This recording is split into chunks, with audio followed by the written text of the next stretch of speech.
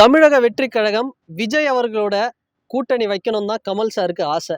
யாரு? நம்ம மக்கள் நீதி மய்யம் கட்சி தலைவர் ஆழ்வார்பேட்டை ஆண்டவர் அவருக்கு வந்து ரொம்ப ஆசை.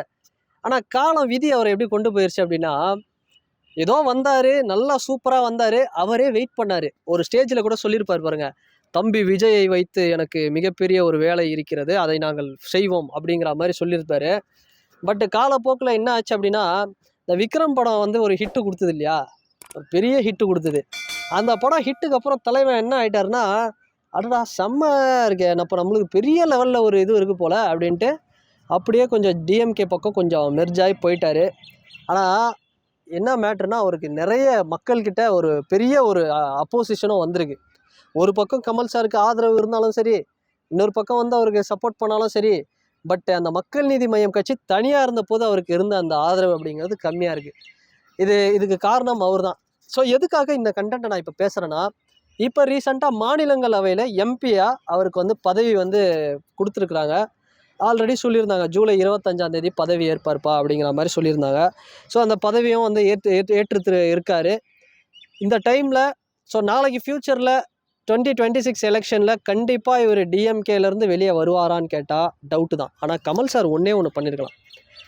விக்ரம் படம் அந்த டைமு எல்லாம் ஓடினது, ரெட் ஜெயின் டிஸ்ட்ரிபியூஷன்ஸ் எல்லாமே வந்து இருக்கட்டும், பட் கொஞ்சம் வெயிட் பண்ணி டிஎம்கே கூட அவர் வந்து அலைன்ஸ் போகாமல் 2024 எலெக்ஷனில் ஒரு அலைன்ஸ் போயிருந்தார். சரி, அதில் அவர் வந்து டைரெக்டாக ஒரு எம்பி சீட் வந்து ஏதாவது ஒரு 39 தொகுதிகளில் ஏதாவது கொடுத்துருந்தா கூட பரவாயில்ல. பட் அதுவும் அவருக்கு கிடைக்கல. இல்லை, கொஞ்சம் வெயிட் பண்ணி மக்கள் நீதி மய்யம் கட்சி தனிச்சே இருந்து இப்போது டிவிகே ஸ்டார்ட் ஆகிடுச்சு. டிவிகே ஸ்டார்ட் ஆகி 2 வருஷம் ஆச்சு. டிவிகேயில் வந்து அவர் இணைஞ்சு அழகாக விஜய் சார் கூட சேர்ந்து ஒரு கூட்டணி, வலுவான கூட்டணி வச்சுருந்தா கண்டிப்பாக மக்கள் நீதி மய்யம் 10 இடங்களில் வெற்றி பெற்றிருக்கும். 10 இடங்கள், 10 எம்எல்ஏ கிடச்சா மினிமம் 10 எம்எல்ஏவாவது ஜெயிச்சிருப்பாங்க. ஒரு மிகப்பெரிய மரியாதை, ஒரு சப்போர்ட் அப்படிங்கிறது கமல் சார் மேலே இருக்கும். அவர் எந்த அலைன்ஸில் போகிறாரு போகலை அப்படிங்கிறது அது அவர் விருப்பம்னு வச்சுக்கிங்களேன்.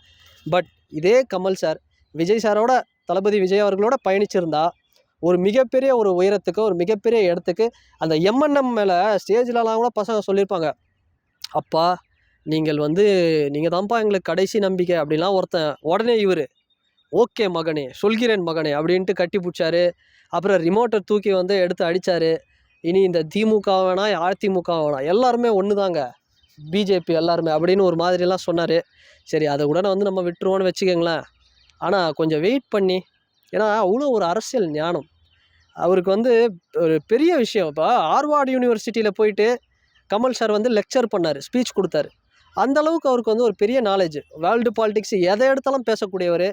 ஆனால் நம்ம ஆண்டவர் வந்து என்னென்னா, சரி அவர் திமுகவில் இருக்கிறத கூட நான் தப்பு சொல்ல, ஒரு டிமாண்ட் பண்ணி வாங்கிறதுக்கு என்ன, இப்போ எவ்வளோ ஒரு ஒன்றும் இல்லை, ஒரு 2 சீட் எம்எல்ஏ அட்லீஸ்ட் ஒரு சீட்டாவது கொடுங்க அப்படின்னு கேட்டு வந்து வாங்கணும். அது வந்து கொடுத்துருவாங்கன்னு வச்சுக்கோங்க. அட்லீஸ்ட் எம்பி எலெக்ஷனில் கோயம்புத்தூர் தொகுதியில் ஏதோ ஒரு தொகுதியில் ஒரு எம்பி எலெக்ஷன் எனக்கு கொடுங்க அப்படின்னு வந்து கேட்டாவது ஒரு வாங்கியிருக்கலாம்ல. அந்த டிமாண்டை ஏன் பண்ண மாட்டாரு? அதுதான் ரொம்ப வருத்தமாக இருக்குது. அதுக்கு அப்படி ஒன்று கிடைக்கல அப்படின்னா இனி வரும் காலங்கள்லையாவது டிவிகே மாதிரி ஒரு பார்ட்டிக்கு அவர் வந்திருந்தாருன்னா கண்டிப்பாக ஒரு அண்ணன் தம்பி மாதிரி ஒரு பாண்டிங் இருந்திருக்கும் கமல் சாருக்கும் விஜய் சாருக்கும். அதுதான் வந்து ரொம்ப மிஸ் ஆச்சு. ஸோ அது வந்து என்னென்னா, இன்றைக்கி பயப்படுறாங்க ஜனங்க. ஏன்பா கமல் சார் வந்தார், திமுக கூட போயிட்டார், அப்போ விஜய் வந்தார்னா நாளைக்கு அவரும் வந்து போயிட மாட்டார்னு என்னப்பா சாத்தியம் அப்படின்னு ஒரு பயம் இருக்குது. ஸோ இந்த ஒரு தவறை வந்து கமல் சார் பண்ணாமல் இருந்திருந்தால் இன்றைக்கி சூப்பராக இருக்கும். ஸோ இப்போ ஒரு பெரிய நாலேஜ் அவருக்கு, ஒரு பொலிட்டிக்கல் நாலேஜ், ஒரு நல்ல ஒரு மக்கள் நீதி மய்யம் வந்து ஒரு மிகப்பெரிய ஒரு எழுச்சியாக வந்தாங்க. பட் இன்றைக்கி மக்கள் நீதி மய்யம் கட்சி இருக்கிற தடமே வந்து கம்மியாக தான் தெரியுது தமிழ்நாட்டில். ஸோ அந்தளவுக்கு போயிட்டுருக்கு. ஸோ பார்க்கலாம் கமல் சாருடைய இந்த அரசியல் பயணம்.